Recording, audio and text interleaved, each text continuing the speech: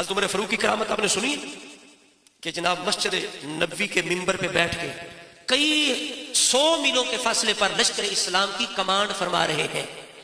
آج کسی گراؤنڈ کو کور کرنا ہو نا تو سینکڑوں کے حساب سے کیمرے لگائے جاتے ہیں، سینکڑوں کے حساب سے، پھر بھی جا کے اس طرح کور نہیں ہوتا. لیکن عمر فاروق نے نور ولایت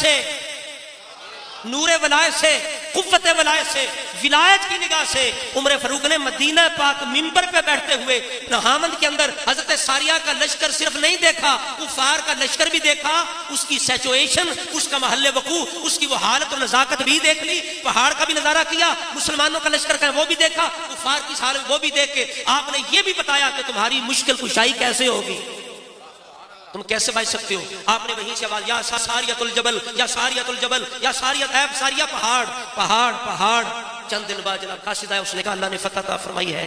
پوچھا کیسے؟ انہوں نے کہا جمعے والا دن ہے، جمعے کا وقت ایک آواز آتی ہے، اے ساریہ پہاڑ. ہم بالکل پسپا ہو رہے تھے اور شکست کے قریب تھے، ہم ہارنے والے تھے. اس آواز نے جو کچھ ہم نے سنا آواز سے ہم نے اس پہ عمل کیا، پہاڑ کے ساتھ لا کے حملہ کیا، رب نے فتح عطا فرمائی. اب ساریۃ الجبل کہا چھوڑ کے خطبہ،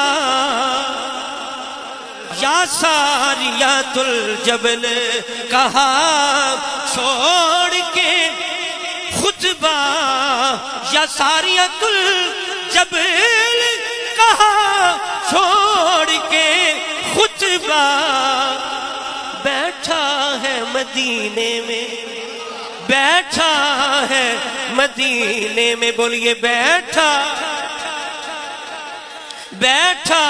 ہے مدینے میں، نہاوند میں نظر ہے، بیٹھا ہے مدینے.